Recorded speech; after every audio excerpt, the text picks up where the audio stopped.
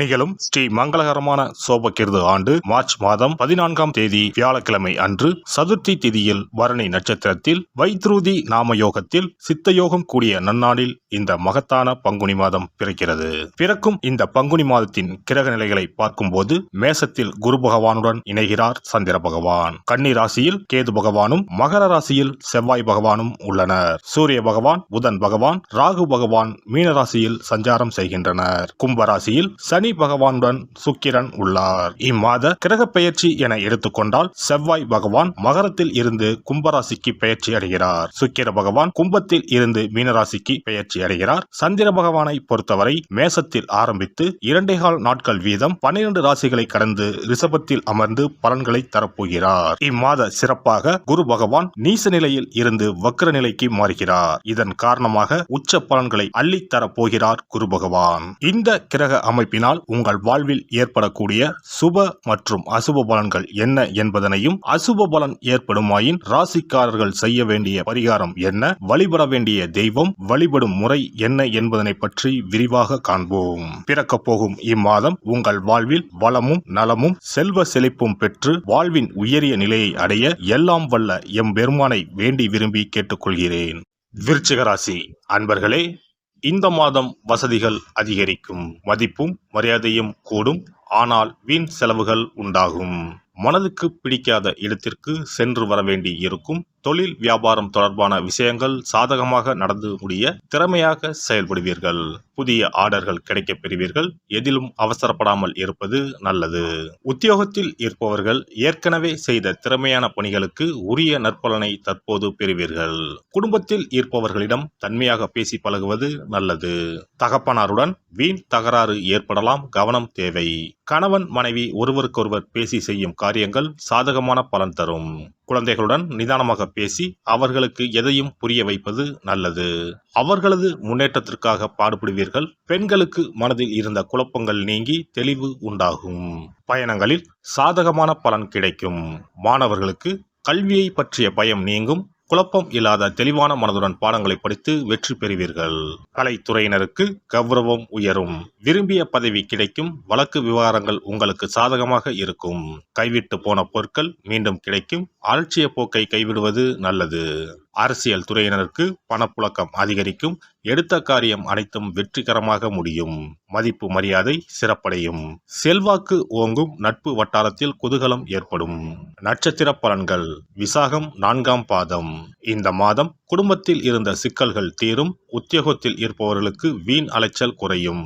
மற்றவர்கள் மூலம் உதவிகள் கிடைக்கும். குடும்பத்திற்கு தேவையான பொருட்களை வாங்கி மகிழ்வீர்கள். கணவன் மனைவிக்கிடையில் இருந்த கருத்து வேற்றுமை நீங்கும். அனுஷம் நட்சத்திரம். இந்த மாதம் வாழ்க்கையில் சந்தோஷம் அதிகரிக்கும். பிள்ளைகளால் கௌரவம் அந்தஸ்து உயரும். துக்கமும் துன்பமும் நீங்கும். காரியங்களில் இருந்த தடைகள் நீங்கி சாதகமாக நடந்து முடியும். தேவையற்ற மருத்துவ செலவு ஏற்படக்கூடும். வீடு பூமி மூலம் வரவேண்டிய வருமானம் தாமதப்படலாம். கேட்டை நட்சத்திரம். இந்த மாதம் வாழ்க்கை துணையுடன் விவாதம் உண்டாகும். தொழில் வியாபாரத்தில் ஈடுபட்டு இருப்பவர்கள் அவசர முடிவுகள் எடுப்பதை தவிர்ப்பது நல்லது. உத்தியோகத்தில் இருப்பவர்கள் வீண் அலைச்சலையும் காரிய தாமதத்தையும் சந்திக்க வேண்டியிருக்கும். காசி விசாலாட்சியை வழிபட எதிர்ப்புகள் அகலும். காரியத்தடை நீங்கும். அதிர்ஷ்ட கிழமைகள் திங்கள், வெள்ளி. அதிர்ஷ்ட தினங்கள் பங்குனி 11 மற்றும் 12. சிறப்பு பரிகாரம். வாரந்தோறும் செவ்வாய்க்கிழமை அன்று வீட்டில் உள்ள முருகப்பெருமான் படத்தினை துடைத்து சந்தனம் குங்குமம் பொட்டு வைத்து சிகப்பு அரளிப்பூ கொண்டு அலங்காரம் செய்யுங்கள். ஒரு கண்ணாடி டம்ளரில் தண்ணீர் ஊற்றி ஒரு எலுமிச்சை பழம் சிறு வெட்டிவேர் போட்டு முருகன் படத்திற்கு முன் வைத்து விடுங்கள். ஒரு மா இலை எடுத்து காம்பு பகுதி முருகப்பெருமானை பார்த்தவாறு வையுங்கள். அகல் விளக்கில் நெய் தீபம் ஏற்றி மா இலையின் மீது வைக்க வேண்டும். தீபச்சுடர் முருகப்பெருமானை பார்க்கும் வண்ணம் இருக்க வேண்டும். கண்களை மூடி முருகப்பெருமானை மனமாற வேண்டி உங்கள் வேண்டுதல்களை வையுங்கள். பூஜை முடிந்த பிறகு அடுத்த நாள் டம்ளரில் உள்ள எலுமிச்சை பழத்தை உங்கள் வீட்டை சுற்றி திருஷ்டி கழித்து போட்டு விடுங்கள். 6 வாரங்கள் வரை இந்த வெட்டிவேரை மாற்ற தேவையில்லை. இவ்வாறு செய்து வழிபட்டு வர குடும்பத்தில் உள்ள எப்படிப்பட்ட கஷ்டமாக இருந்தாலும் அந்த கஷ்டத்திற்கு தீர்வு கிடைக்கும். நம்பிக்கை இல்லாமல் எந்த ஒரு வழிபாடும் செய்யக்கூடாது. நம்பிக்கையோடு செய்யும் பட்சத்தில் கைமேல் பலன் கிடைக்கும். இனி பங்குனி மாத சிறப்புகளும் வழிபாட்டின் பலன்களும் என்ன என்பதனை பற்றி காண்போம். பங்குனி மாதம் என்பது வழிபாட்டுக்கு உரிய மாதம்.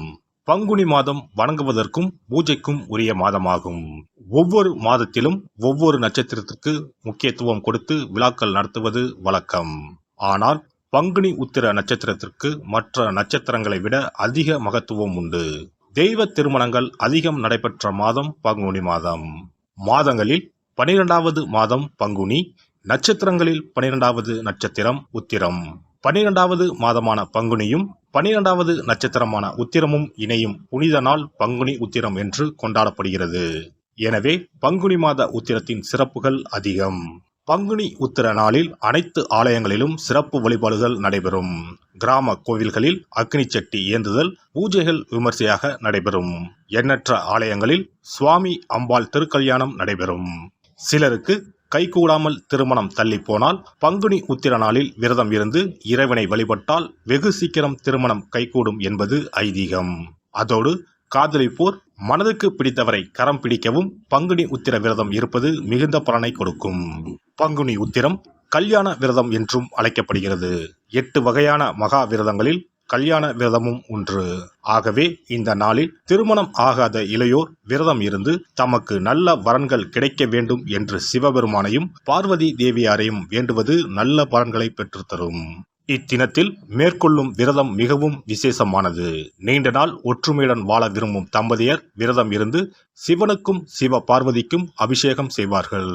இந்த விரதத்தை முருகனை வேண்டியும் செய்யலாம். அதோடு அன்னதானம், வஸ்திரதானம் செய்வதும் சிறப்பானது. ஜாதக தோஷத்தால் திருமணம் தடைபட்டவர்கள் வழிபாடு மேற்கொள்ளவும் சிறந்த நாள் இதுவாகும். செவ்வாய் தோஷம் காரணமாக திருமண தடைகளை சந்திப்பவர்களுக்கு பங்குனி உத்திரத்தன்று முருகனை மனமுருகி வணங்கினால் திருமண தடைகள் நீங்கி திருமணம் சுபமாக முடியும். குழந்தை பேரில்லாமல் தவிப்பவர்கள் பங்குனி மாத விரதம் இருந்து அம்மன் கோவில்களுக்கு சென்று வழிபட அந்த அம்மனின் அனுக்கிரகத்தால் நிச்சயம் புத்திர பாக்கியம் கிடைக்கும். தொழில் மற்றும் வியாபாரங்களில் ஈடுபடுபவர்கள் தமிழ் வருடத்தின் கடைசி மாதமான பங்குனி மாத தினத்தில் திருஷ்டி பூசணிக்காய் வாங்கி உங்கள் வியாபார இடங்களை திருஷ்டி கழித்து அதற்குரிய நேரத்தில் உடைக்க வேண்டும். இப்படி செய்வதால் உங்களுக்கு இந்த ஆண்டு ஏற்பட்ட தோஷங்கள் அனைத்தும் நீங்கும். பங்குனி உத்திர நன்னாளில் நம்மால் முடிந்த அன்னதானங்களை செய்வது மிகுந்த புண்ணியம் தரும். எலுமிச்சை சாதம் அல்லது தயிர் சாதம் அல்லது சர்க்கரை பொங்கல் என அன்னதானம் செய்யலாம். அதேபோல் நம்மால் முடிந்த அளவுக்கு மஞ்சள், சரடு, குங்குமம், கண்ணாடி என மங்கள பொருட்களை பெண்களுக்கு வழங்குவது விசேஷ பலன்களை கொடுக்கும். முருகப்பெருமான் நமக்கு இதுவரை இருந்த காரிய தடைகள் அனைத்தையும் களைந்து நமக்கு நல்வழி காட்டி அருளுவார். பங்குனி மாதத்தில் அனைத்து நாட்களிலும் கோவிலுக்கு சென்று வருவது மிக்க பலனை தரும். மேலும் செல்வ செழிப்புடன் வாழ்வதற்கு உதவும். எல்லாம் வல்ல இறையருளால் நீங்களும் உங்கள் அன்பு குடும்பமும் உடல் நலம், நீலாயுள், நிறை செல்வம், உயர் புகழ், மெய்ஞானம் ஓங்கி வாழ்க வளமுடன். இந்த வீடியோ பதிவு உங்களுக்கு பிடித்திருந்தால் லைக் பண்ணுங்க, கமெண்ட் பண்ணுங்க, ஷேர் பண்ணுங்க. மறக்காம சப்ஸ்கிரைப் பண்ணுங்க. பக்கத்துல இருக்கிற பெல் பட்டனை கிளிக் பண்ணுங்க. நன்றி, வணக்கம். ஓம் நமச்சிவாய. சிவாய நம.